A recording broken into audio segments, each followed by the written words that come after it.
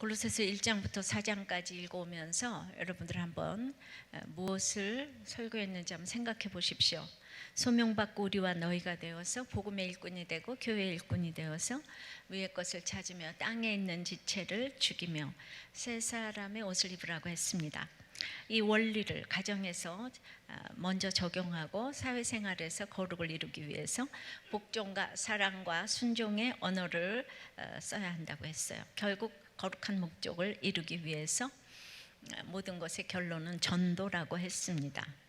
근데 그 전도는요, 사람이 있어야 합니다. 바울 사도는 골로새서 마지막에 이 사람 이야기를 합니다. 성경에 족보 이야기가 나오면 그것이 모두 사람 이야기입니다. 특히 구속사의 족보는 힘들고 약한 사람들 가운데 예수님이 오셨다, 이 얘기입니다. 요즘 큐티 본문인 출애굽기에 보면 모세가 바로에게 이스라엘을 내보내달라고 사명 감당하러 가야 하는데 자신의 민족부터 역사가 혹독해서 모세의 말을 듣지 않았다고 했어요. 내부적으로도 하나가 안 되는데 어떻게 바로와 같이 가서 싸우겠습니까? 우리가 너무 힘들면 말씀이고 언약이고 돈 좀 줘봐요, 돈 이러잖아요. 그러잖아요, 그죠? 큐티도 좋은데 돈 좀 줘봐요, 하나님 돈. 귀가 먹으셨어요? 예. 그런 백성들에게 출애굽기 6장에서 간증을 하면서 그 자신이 바로의 왕이었다는 얘기는 하나도 넣지 않고 이제 비천한 족보 이야기를 합니다. 레아 고조 할머니가 사랑도 못 받고 증조 할아버지 레위를 낳았는데 그 레위가 살인을 했어요. 고앗 할아버지를 거쳐서 아버지는 아버지보다도 나이 많은 이 고모와 그러니까 할아버지, 그러니까 아버지의 고모니까 그죠? 아버지의 고모와 자기 모세의 아버지가 결혼을 했다는 얘기를 특별히 언급을 하고 있어요, 그 족보에. 자신은 살인을 하고 불신 결혼을 하고 그래서 아내 십보라 얘기는 거기 족보에 없어요. 그리고 내 자식들은 하나도 내세울 곳이 없다, 이런 이야기를 하고 있습니다. 그런데 형인 아론의 족보는 장인과 처남과 아내와 아들들의 이름을 다 찬란하게 언급을 했습니다. 결론은 우리 집안은 역사가 혹독한 정도가 아니라 대대로 이렇게 콩가루 집안이다. 그러나 형편없어도 400년 동안 약속의 자손으로 이어져 왔다.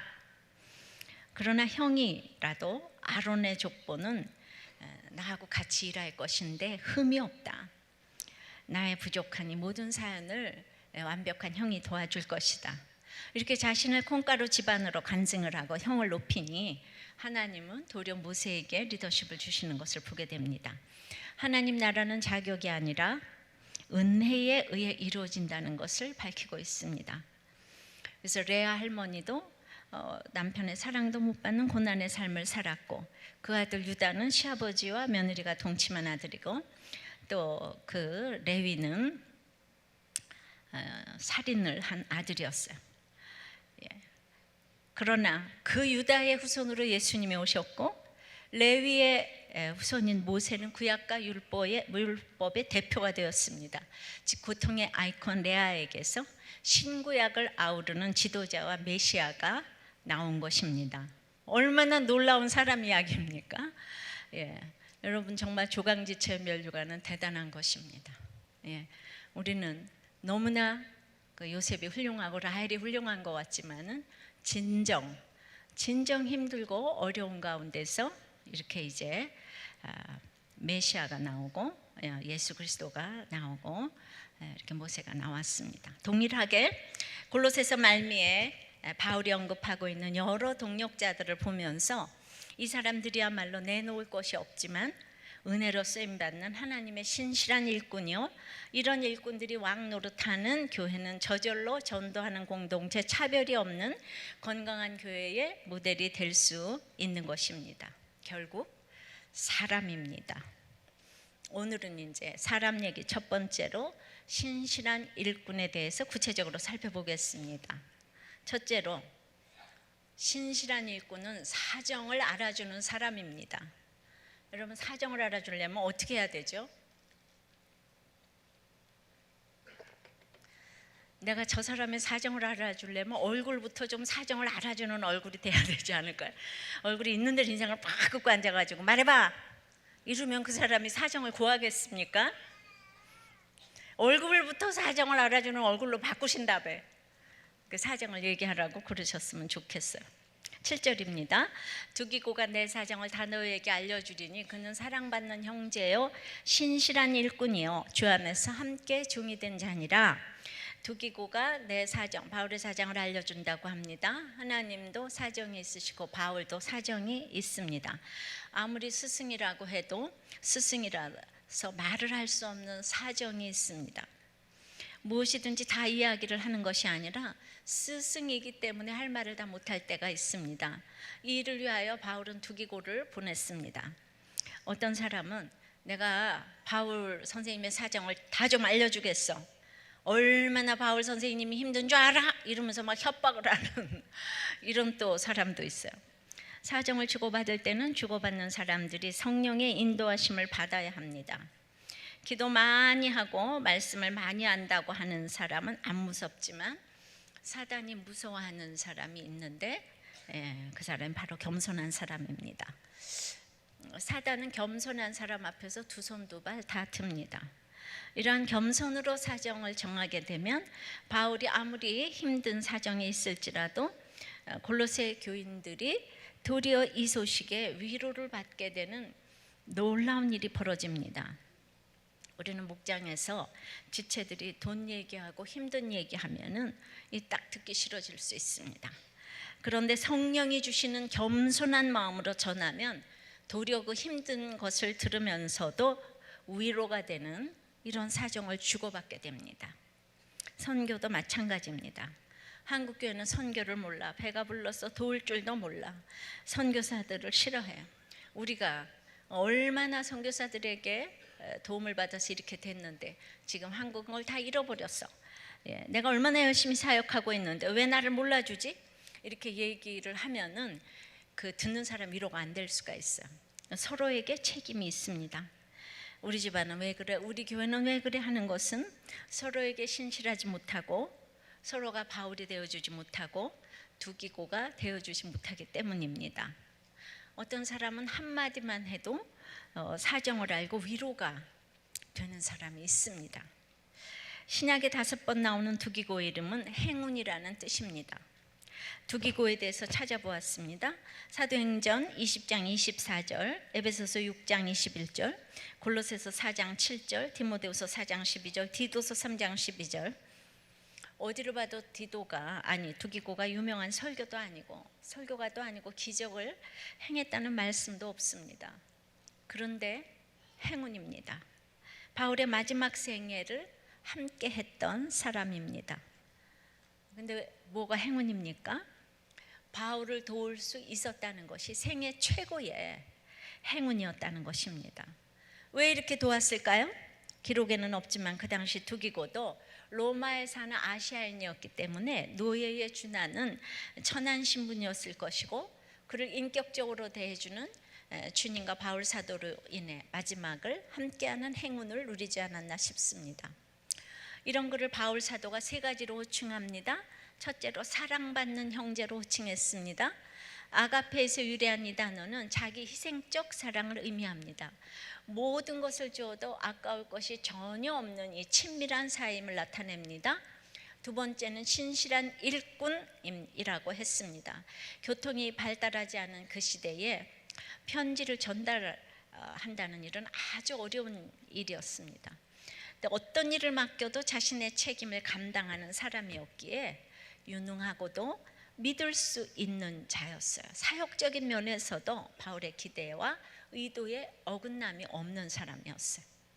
3번째는 주 안에서 함께 된 종이라고 했습니다. 그래서 이 함께에 주목하시기를 바랍니다. 바울과 가까웠다고 위대한 설교자가 되는 건 아니에요. 그러나 주님과 함께 동역하는 같은 일꾼이라는 뜻입니다. 함께라는 이야기가 여기 4장에 4번이 나오고 있어요. 함께 함께 보내노니, 함께 갇힌, 함께 역사하는, 함께, 참 함께 주 안에서 함께 된 종, 함께 종이 되고, 그래서 저는 여기에서 함께 가장 중요하다고 생각합니다. 저는 함께 사역하고, 함께 종이 되고, 함께 갇히고, 함께 고난을 받는 것이 함께 사정을 알아주는 비결이라고 생각합니다. 그러니까 이게 공동체가 없으면 이런 신실한 일꾼이 될 수가 없는 것입니다. 그런데 천국뿐만 아니 한국뿐만 아니라 한국의 교인들에게 가장 잘 안 되는 것이 이 함께입니다. 자기만 잘났기 때문에 어디를 가도 단결이 안 되는 사람들이 한국 백성들이라고 합니다. 그동안에 안 드러났던 것은 5천 년 동안 제일 못 살았기 때문에, 못 사는 사람들은 잘난 척할 수가 없잖아요. 근데 요즘에 굉장히 잘난 척하는 거 아시죠? 기독교 총장 포럼에서 새로운 시각에 재밌는 얘기를 들었어요. 잘 들어보세요. 오늘 우리 민족이 백이 민족 같지만 굉장히 전투적인 천자의 민족이라는 것이에요. 너무 무서운 민족이라는 것입니다. 한국 사람은 천자의 민족답게 똑똑하고 머리가 좋은데 게다가 전투적이고 호전적이게 너무나 최고를 좋아해서 세계 최고가 우리나라에 한 30개가 넘고, 그리고 뭐든지 대교를 갖다 붙여요. 한강대교, 강남대교, 성수대교, 대교. 대교 아니면 우리는 상대를 안 하죠. 이름도 클 때자 너무 좋아하고. 그래서 드디어 5천년 반만년에 세계에서 제일 못 살던 나라가 세계 10위권 안에 들어갔어요. 천자의 민족 맞죠? 우리가 뭐든지 다 해내니까 문제가 생기기 시작합니다. 천자가 되니까 최고가 좋은 것만 아니에요. 어디서나 이기려고만 하니까 이혼율, 자살률이 세계 최고에 육박하고 있습니다. 그럼 근본적으로 왜 이런 일이 생길까요? 우리 민족은 옛부터 일만 생기면 무당에게 가서 물어보는 특성이 있습니다. 근데 물어보는 거는 너무 좋아하는데 그거를 알려주는 무당은 너무 천히 여겨가지고 그 양쪽에 그 민족성이 있는 거예요. 가서 맨날 점치는 거 좋아하고 그다음에 점치는 사람 무시하고, 양쪽에 민족성이 있는 거예요. 그래서 이제 그렇게 무속신앙을 섬기다 보니까 그다음에 이제 불교가 들어왔는데, 불교가 굉장히 이제 고상해 배고, 그리고 또 뭔가 올바른 것을 보여주는 것 같아서 금세 불교에 심취했어요. 그래서 1500년 불교 국가가 되었습니다. 그래가지고 대승불교, 소승불교가 성행하다가 보니까 그 스님 가운데 또 무당기가 들어간 걸 보았어요. 그래서 뭐 바른 소리 하는 것 같은데 또 이제 그 스님을 무시하게 되는 거죠. 스님이 맨날 또 점쳐주고 막 또 이러는 것 같아갖고. 그래서 또 유교를 딱 받아들이게 됐어요. 1500년의 불교가 유교로 바뀌는 데는 불과 20-30년이 안 걸렸어요. 무섭죠? 그래서 고려시대가 지나고 조선 왕조 500년 동안 유교가 이제 성행했어요. 유교도 효를 부르짖고 인애를 부르짖으니까 너무 좋잖아요. 그 교리는 좋아요. 근데 그게 성행하다 보니까 유림에 또 무당기가 들어가가지고 유림을 무시하게 됐어요. 그래가지고 이번에도 순식간에 기독교로 바뀌었습니다. 기독교가 짧은 시간에 1000만에 가깝게 된 나라는 세계에서 유래를 찾아볼 수가 없답니다. 천자의 나라 맞죠? 우리 맘만 먹으면 샥 바뀌고. 근데 문제는 요즘 기독교에도 또 무당기가 들어갔다는 거죠. 그러니까 10년, 20년 안에 또 바뀔 수 있다는 거예요. 무당기가 무엇이겠습니까? 기복이 아니겠습니까? 그러니까 끊임없이 기복을 좋아하면서 기복을 빌어주는 사람은 다 무시를 한다는데, 왜냐하면 삶이 따라주지 않기 때문에. 특히 함께가 안 되는 민족이 우리나라라고 하는데 이것이 바로 천자의 나라 특징이 아닐까 합니다. 그렇지만은 다른 건 종교고, 기독교는 그거는 완전히 유일신이기 때문에 천하의 구원을 얻을 만한 다른 이름을 주신 일이 없기 때문에 기독교는 바뀌지 않아야 될 것이죠.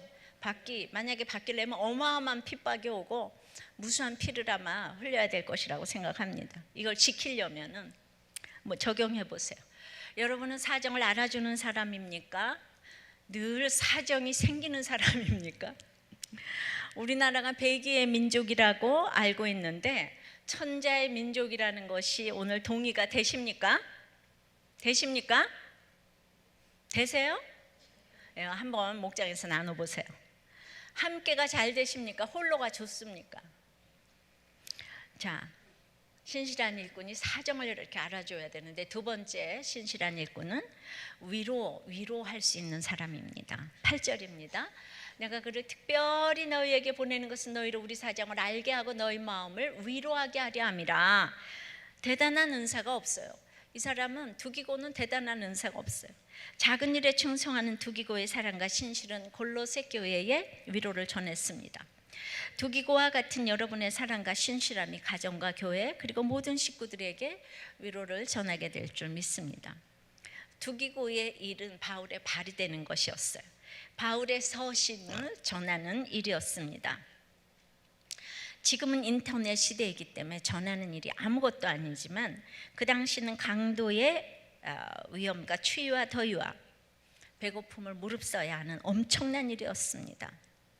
자, 선교사로 부름받았는데 내가 편지나 전하고 다니는 일을 하냐? 이제 다른 사람 보고도 당신 선교사인데 그렇게 편지나 전하고 다니는 일을 하냐? 만약에 지금 여러분들이 그렇게 생각한다면 여러분들에게는 소명이 없다고 보여집니다. 두기고가 그 일을 하지 않았다면 골로새나 라오디게아 교회에 이 편지가 전해지지 못했을 것이고 많은 사람들이 이 어려움 가운데 위로를 받지 못했을 것입니다. 또한 1000년이 지난 지금 어떻게 우리가 이 골로새서를 접할 수가 있겠습니까?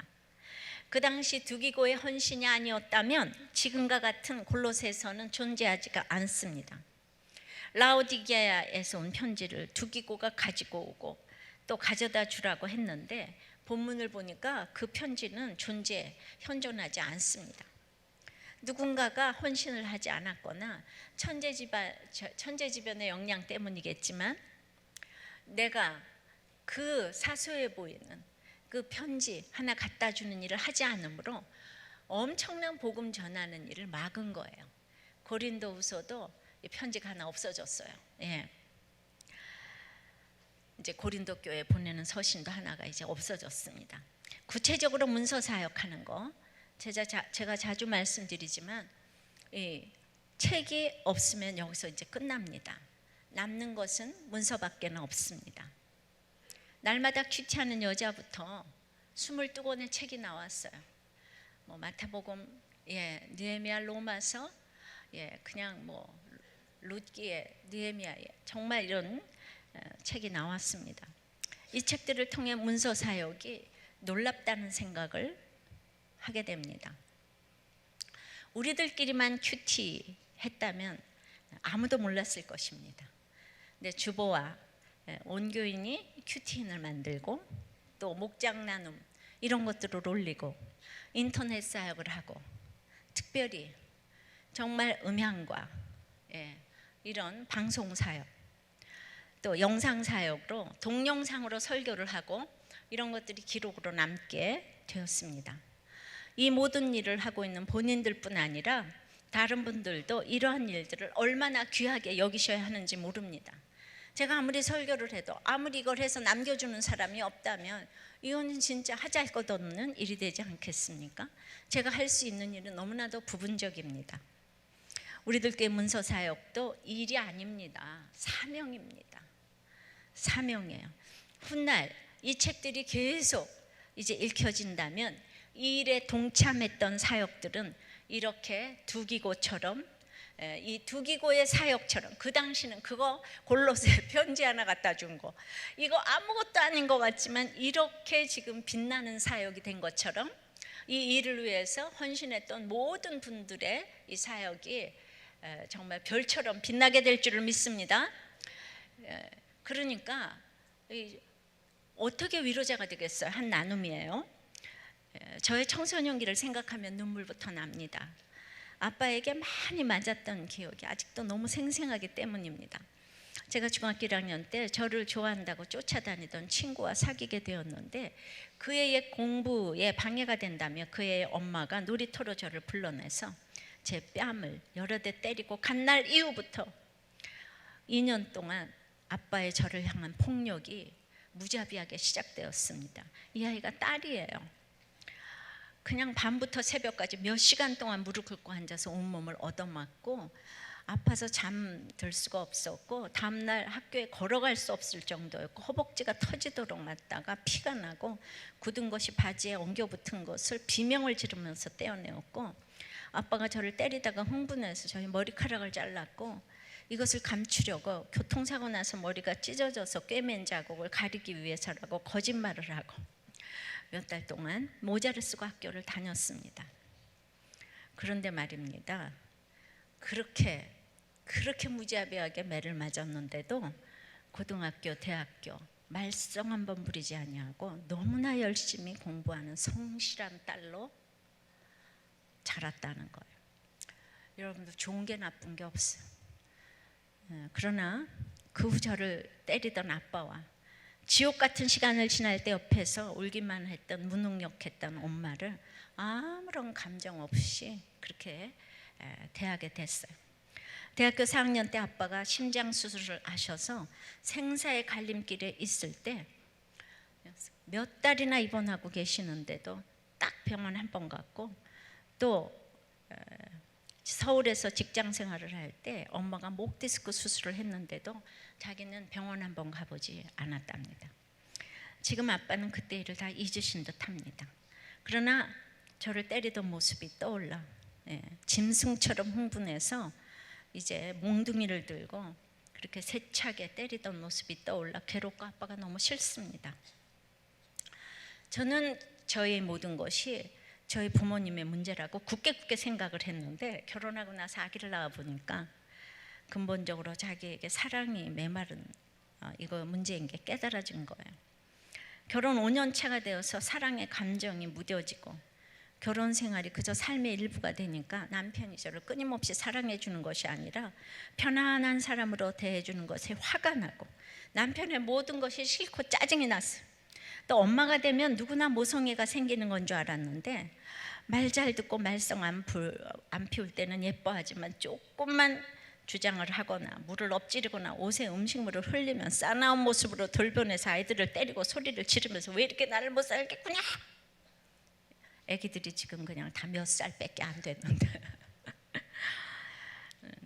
그래서 그런데 얼마 전까지만 해도 자기는 세상에 둘도 없는 천사 아내고 착하고 마음 여린 엄마의 모습으로 저를 포장하고 이렇게 지내왔다는 거예요.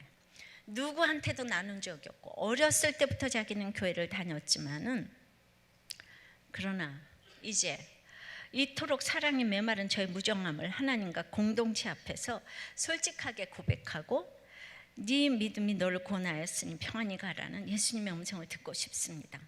하나님께서 저에게 넘치는 사랑의 마음을 부어주시기를 기도하고 예수 믿게 해준 부모가 최고의 부모라고 하셨으니 나를 때렸던 부모일지라도 교회 다니게 해주셔서 최고의 부모라고 고백할 수 있기를 기도해 주시고 남편이 나를 편안한 마음으로 대해주는 것에 감사하며 아이들의 어떤 모습도 넘치는 사랑으로 품어줄 수 있기를 기도합니다.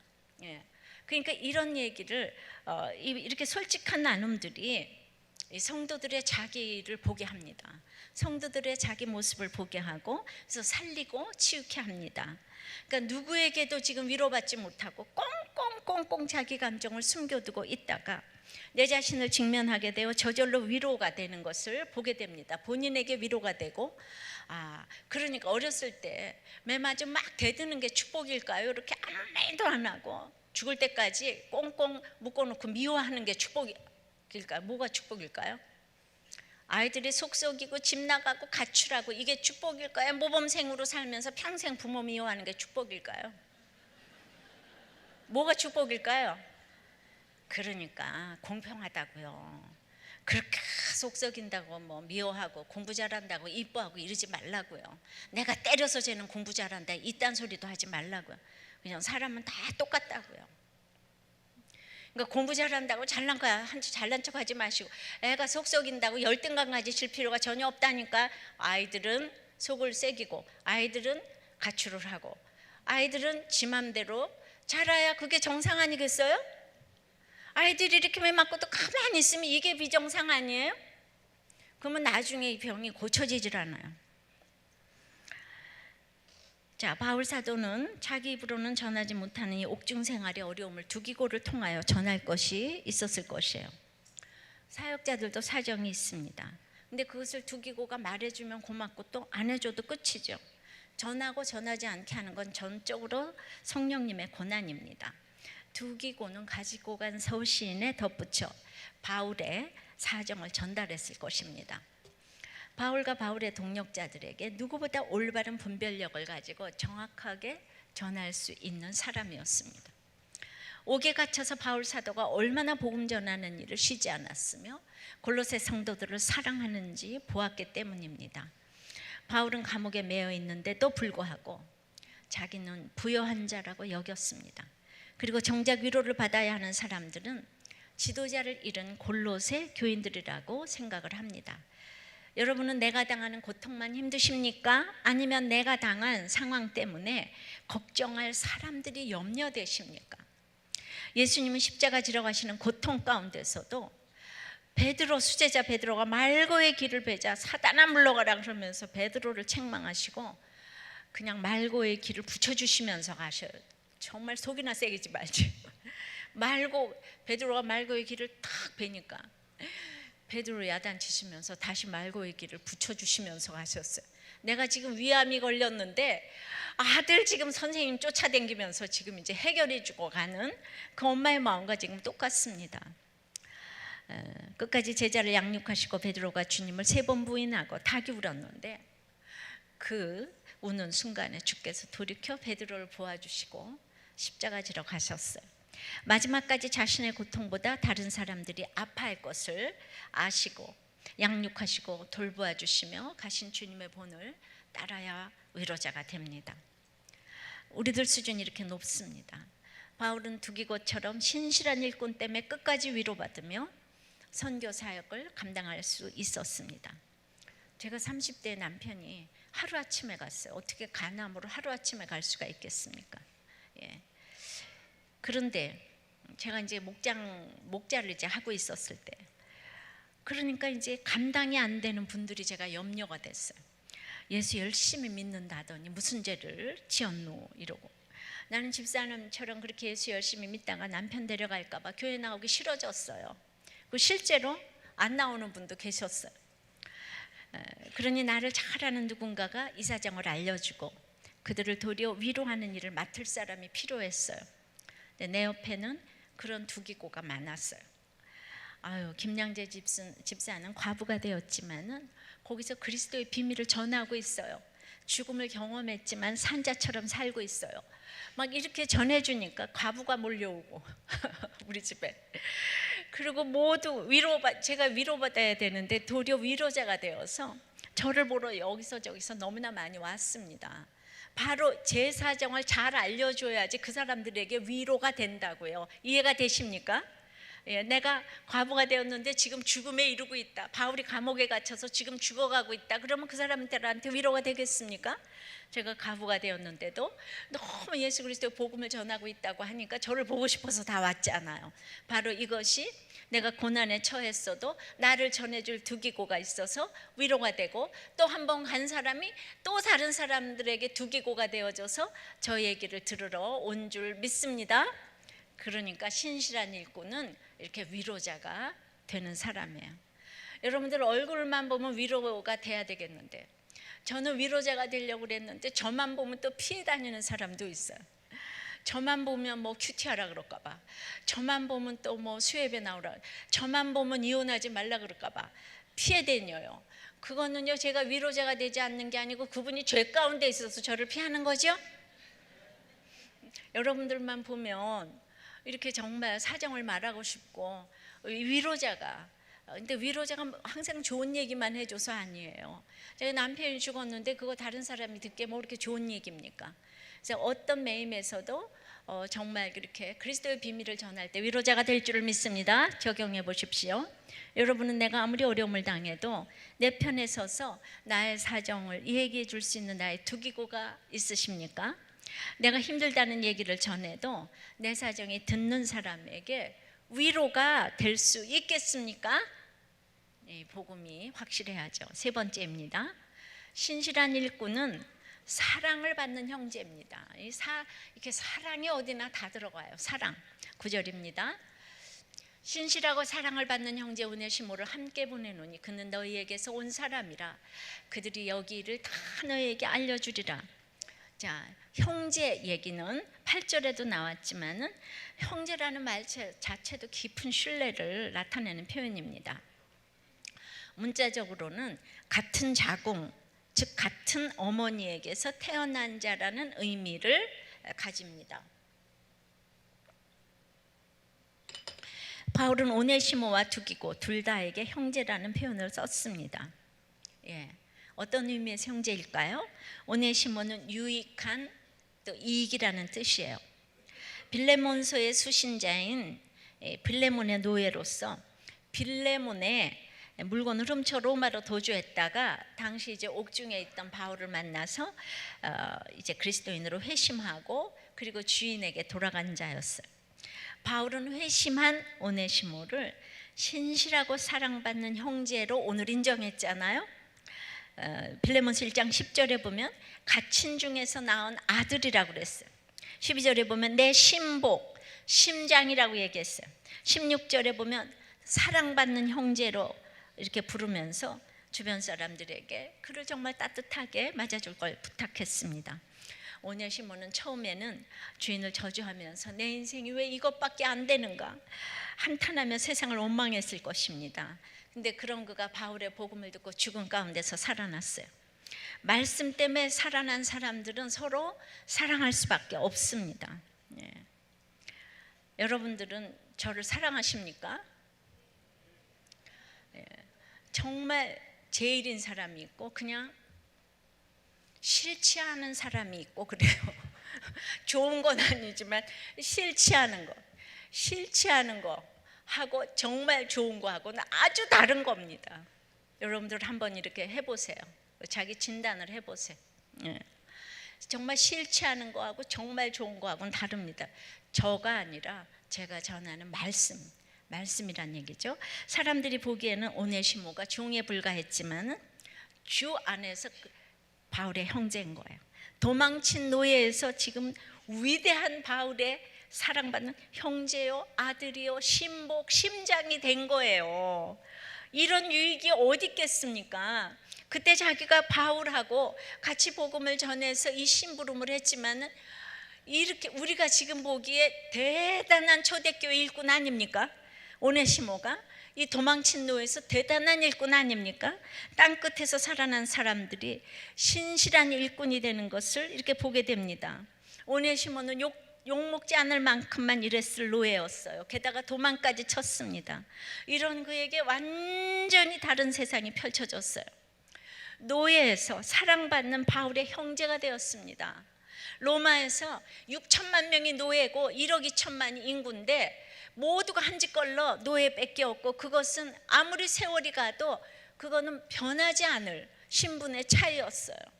근데 여기 로마 시민권자인 바울의 형제요 아들이요 신복이 되었다고요. 할렐루야. 그러니까 이게 어떻게 이런 일이 있을 수 있는가? 저는 오늘 오네시모 같은 조선의 마지막 백정장로 박성춘 씨의 이야기를 할까 합니다. 이분은 이제 조선에서는 그 7천반이라는 천민 중에서도 가장 낮은 하층 계급이 있었어요. 포절, 광대, 백정, 고리장, 무당, 기생, 갑바치. 그 중에서도 백정은 가장 낮은 대우를 받았습니다. 호적도 할 수 없고 거주지역도 제한되어 있었고 남자의 경우 상투도 못 틀고 갓과 망건 다 쓸 수 없었어요. 자식들 중에서도 똑똑한 사람이 있었겠어요? 없었겠어요?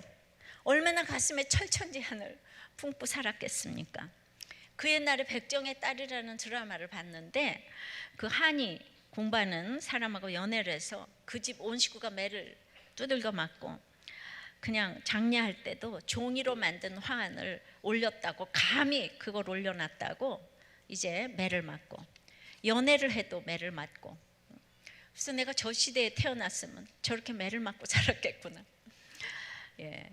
그래서 이제 이 가슴에 철천지 하나를 품고 장가를 가서 아들을 낳았는데 이름을 봉출이라고 지었어요.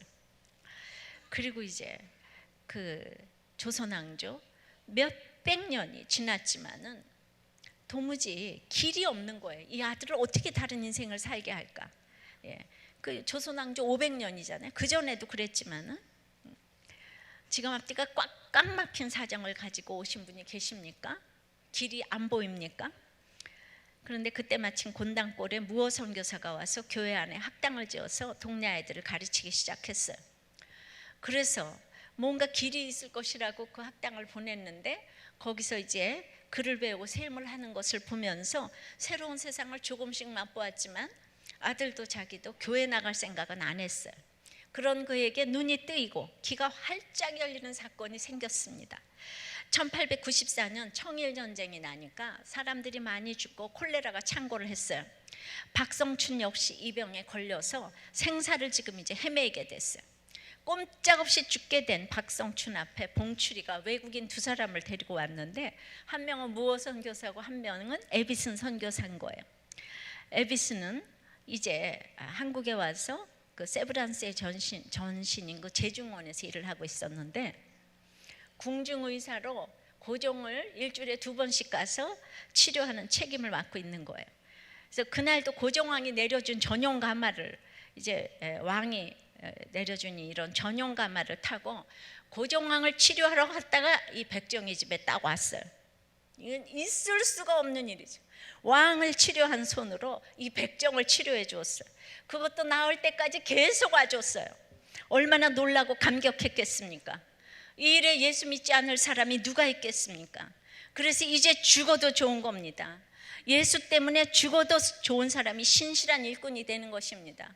여러분들 예수 때문에 죽어도 좋은 사람이 있습니까? 예수 때문에 죽어도 좋습니까? 근데 이 박성춘 이 사람은 예수 때문에 이제 죽어도 좋지 않습니까? 이해가 되지요?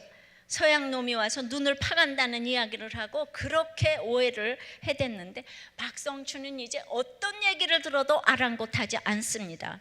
그리고 이제 딸도 그 학교에 보냈고 또 무어 목사에게 세례를 받고 그리고 곤당골 교회를 나가기 시작했어요. 근데 이제 문제가 생긴 거예요. 양반들이 백정과 같이 예배를 드리지 않겠다고. 그래서 이제 그러면 양반들은 앞에 앉고 뒤에는 백정들이 앉자 이랬는데도 양반들이 도저히 그렇게 예배를 못 드리고 그 다음에 무어 선교사가 그걸 허락하지 않았어요. 양반들이 다 교회를 나갔어요. 그래서 세운 교회가 홍문숫골 교회입니다.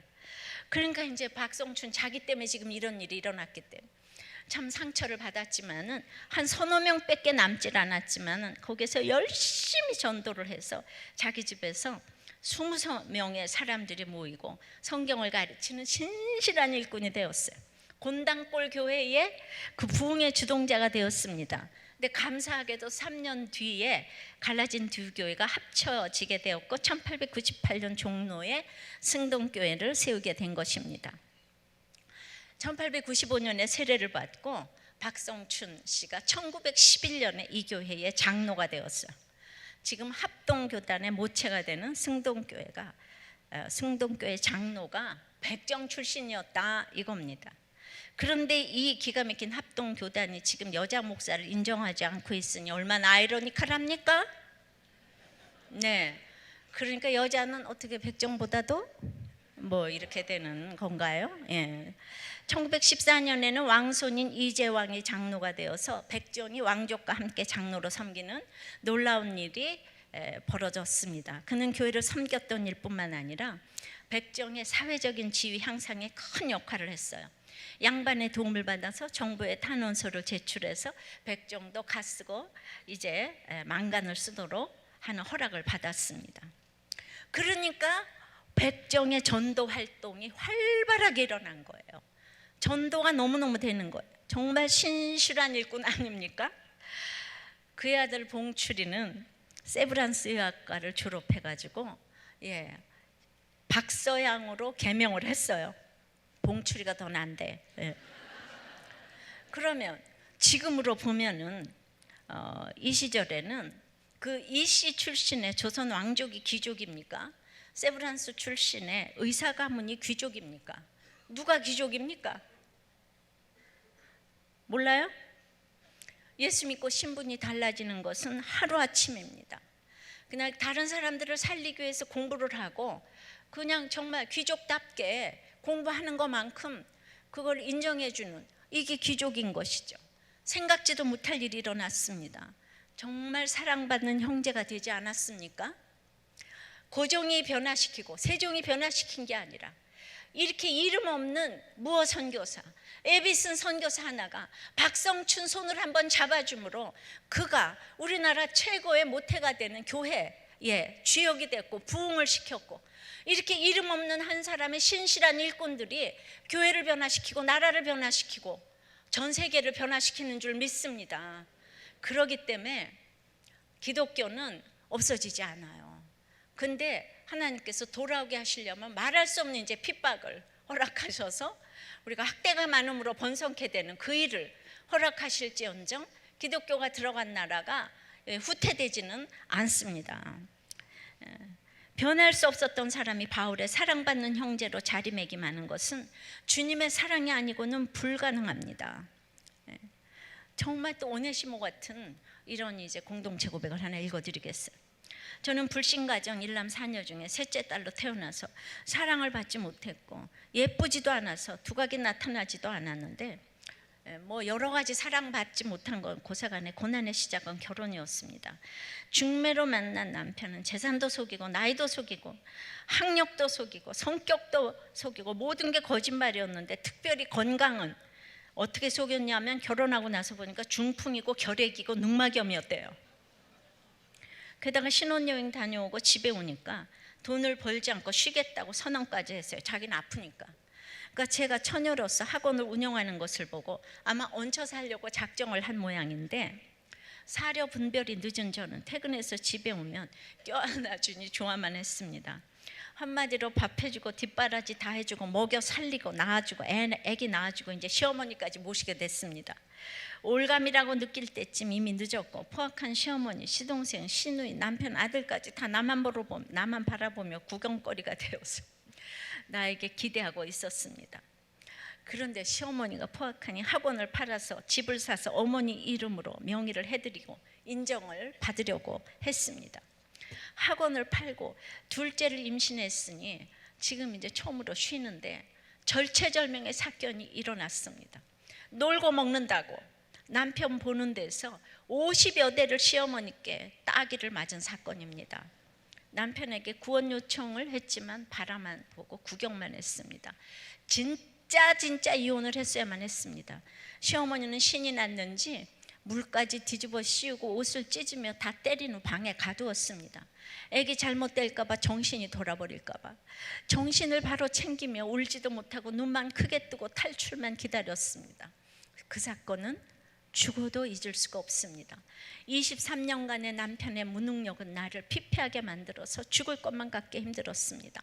무능력도 힘든데 24시간 내내 자존심 내세우며 화만 내고 밥 투정 반찬 투정 손가락 안 하고 도와주지도 않았습니다. 자, 그리고 우리들 교회를 전도받았습니다. 저는 그 첫날을 잊을 수가 없습니다. 체육관 이상하게 거룩했고 단상 앞에는 집으로 이렇게 내 눈에 써 있는데 그 글을 보자 집을 나오고 도망치고 싶은 내 마음을 들킨 것 같아 깜짝 놀라 수건도 없이 엉엉 울었습니다. 우리들 교회 오자마자 말씀에 꽂히지 않을 수가 없습니다. 이 정도 돼야 꽂히나 봐요. 주여, 여러분들은 그냥 싫지만 아는데 그지요? 그 후에 이분은 친정 식구 자매 4명 다 우리들 교회 오고 형부도 나오고 자매에 딸린 가족이 다 나오니 12명이 나오고 목자가 2명이고 부목자가 3명인데 그러니까 오네시모처럼 죽은 가운데서 살아나니까 우리가 한 명 데려오기가 하늘의 별따기인데 온 집안 식구를 다 인도했어요. 이게 신실한 일꾼은 학력도 필요 없고 다 필요 없어. 고난만 필요해. 고난이 있으면 그냥 데려오는 것 같아. 그냥 우리는 교양이 없어. 교양이 무슨 국 끓여 먹을 교양이에요. 사람을 살리고 봐야 되는데 박성춘 씨가 교양했으면 그 전도했겠습니까? 지금 최고의 귀족가문으로 등극했잖아요, 그 집이. 자, 그래서 저는 그 기가 막힌 시어머니는 예수님 영접 후에 돌아가신 지 3년이 되셨답니다. 남편도 우리들 교회 와서 1년 반 목장하다가 직장 취직이 됐어요. 저는 너무나 그 옛일이 떠올라서 아직도 약한 우울증의 약을 먹고 있기는 하지만 지금은 남편이 돈을 벌고 임대 아파트 생겼고 이뻐졌고 유년부 섬기고 목장 섬기고 너무 평안하게 지내는 나머지 떠내려갈 정도입니다. 진짜 대박 맞은 로또 맞은 사람이 접니다. 목사님 건강하셔야 하고 감사드립니다, 사랑합니다, 이 정도 되니까 막 건강하셔야 돼요, 오래 사셔야 돼요, 사랑하고. 여러분은 그냥 싫지만 않은데 이렇게 그냥 목숨 걸고. 이분을 살려준 게 말씀이잖아요, 그죠? 그 오네시모가 말씀에 반응해서 종됐던 오네시모가 바울의 형제요, 아들이요, 신복이요, 심장이요, 사랑받는 형제가 됐다고 하는데, 이 집사님이야말로 오네시모가 따로 없을 정도로 이 힘든 가운데 주님 만나 신실한 일꾼이 되어서 식구들과 이웃들을 주께 인도하고 있는 거예요. 그러니까 여러분들이 몇 명이나 주께 인도했나 생각을 해보세요. 그게 여러분들이 싫지는 않아, 이것의 증거예요. 여러분들이 몇 명이나 주께 인도를 했나 생각을 해보면, 그죠? 식구들이 이렇게 오기가 하늘의 별 따기잖아요, 그죠? 다 왔다는 거예요. 이번에 명절날에 어쩌실 건데요? 네, 초원지기님 중에서도 실직도 되고 감옥도 갔다 오시고 또 어떤 분은 승진도 되었어요. 한결같이 신실한 일꾼으로 요동함이 없이 섬기시고 있는 모습들을 봅니다. 속으로 요동함이 있는지 그건 잘 몰라요. 결국 사람이라고 했습니다. 사람이 변화되어 사람을 살리고 사람을 이끌게 되는 줄을 믿습니다. 사람에 대해서 관심을 가지고, 항상 그게 일이 아니고 사람에 대해서 관심을 가져야 이렇게 인도하게 되는 줄 믿습니다. 말씀을 맺습니다. 신실한 일꾼은 각자의 사정을 알아줄 수 있어야 돼요. 또 위로를 하고 위로를 받을 수 있는 사람이 되어야 합니다. 또 사랑받는 형제가 되어야 합니다. 나 가진 재물 없으나 지식 없으나 공평하신 하나님이 나 남이 없는 것을 갖게 하셨다고 했어요. 정말 하나님은 공평하십니다.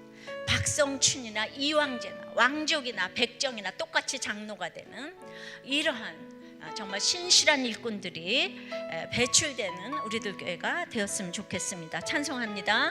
우리 말씀 기억하면서 나 가질 재물 없으나 우리 함께 찬양 드리시겠습니다.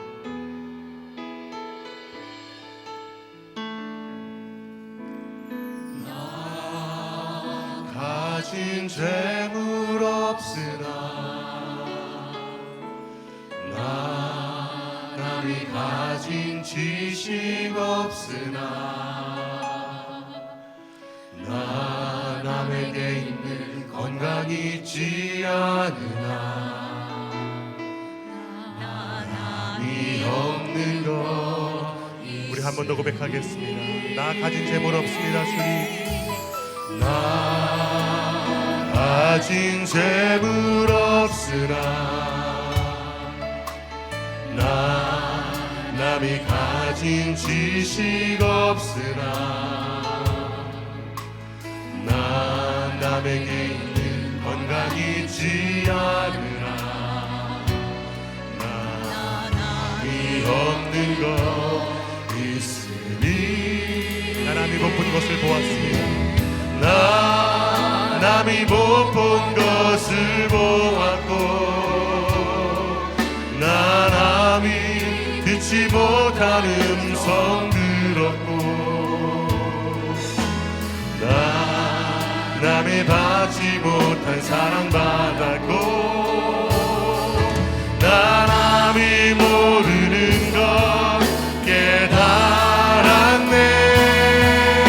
공평하신 나의 하나님, 공평하신 하나님이 나 남이 가진 것 나 없지만 공평하신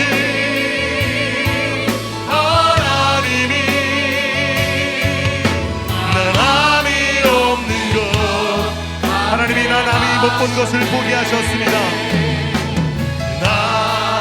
남이 못 본 것을 보았고 남이 듣지 못하는 성 들었고 남이 받지 못한 사랑 받았고 주님 남이 모르는 것 깨달았습니다. 깨달았네. 우리 오른손 높이고 찬양하십시다. 공평하신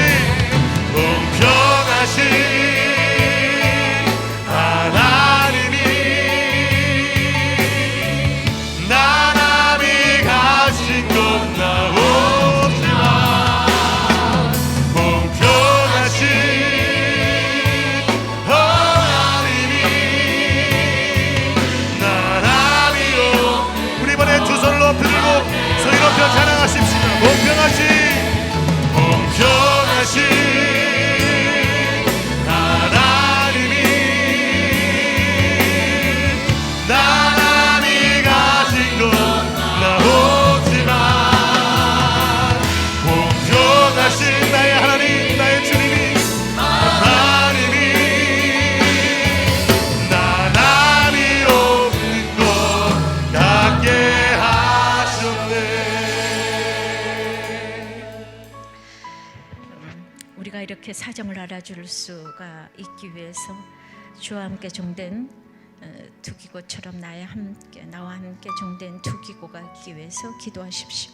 서로의 집과 고난으로 번하는 교회가 되기를 기도하시고 위로하고 받을 수 있게 해달라고 기도하시고 내가 힘든 고난 가운데서도 내 옆에 식구들이 감당 못할까 봐 위로해주는 위로자가 되기를 기도하십시오.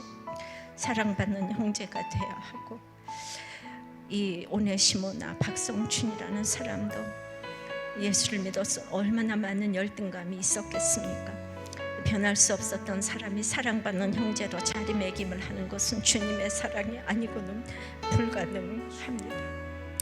이제 그 아들이 의사가 되고 본인은 장로가 되고 오네시모는 바울의 형제로 자리매김하게 된 것을 온 세계가 이렇게 알게 됩니다.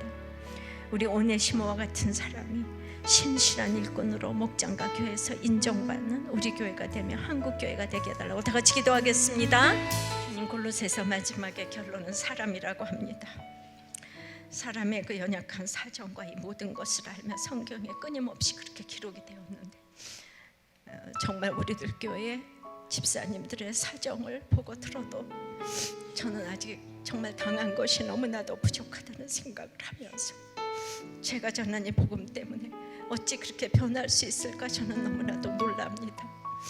주님 23년 동안이나 무능하고 그런 가운데서 몇 가지 맞고 그러나 이분이 가정을 지켰기 때문에 지금 모든 식구들이 교회를 나오는 신실한 일꾼이 되었다고 생각합니다. 레아가 사랑을 못 받았어도 그 기가 막힌 가정을 지켰기 때문에 전 세계 인류의 예수님의 조상이 되었고 모세의 조상이 되었습니다. 가정은 지킬 만한 가치가 있는데 하나님은 연약하고 힘든 사람들을 다 택하셔서 이렇게 세상이 알지 못하는 비밀을 우리에게 보이시고 계시는데 오늘도 나는 다른 사람과 다르다고 나는 이혼을 해야 되겠다고 나는 이러면서 이기적으로 아직도 하나님은 내 사정을 모른다고 장담을 하고 있지는 않습니까? 여러분들의 모든 이 사정을 다 모아서 제가 여러분들을 치유케 해주는 신실한 일꾼이 되어야 하는데 아직도 저는 시간과 물질과 이 감정에 자꾸 목자인 것 같아서 너무 죄송합니다. 제가 그 모든 것들을 저보다 여러분들이 훨씬 힘든 환경에서 사랑과 복종과 이 참으로 순종의 언어를 쓰고 있기 때문에 주님 우리들 교회 이렇게 두기고와 오네시모 같은 신실한 일꾼이 있기 때문에 희망이 있다고 생각이 되어집니다. 주님 참으로 남의 사정을 공감할 수 있으며 위로자가 되며 바울의 신실한 형제여 아들이여 신복이여 심정이라고 부름받을 수 있는 이런 오네시모 같은 아버지 하나님, 신실한 일꾼들이 날마다 세워지고 계속해서 그 가족과 아버지 하나님 일터에서 이러한 주의 종들이 계속 배출되어질 수 있도록, 박성춘 장로 같은 분들이 계속 나올 수 있도록, 정말 생명을 내놓고 걸어갈 수 있도록 주님 축복하여 주시옵소서. 어디에서나 신실한 일꾼이 될 수 있도록, 회사나 집에서나 가정에서나 어디에서나 신실한 일꾼이 될 수 있도록 축복하여 주시옵소서. 예수님 이름으로 기도하옵나이다. 아멘. 아멘.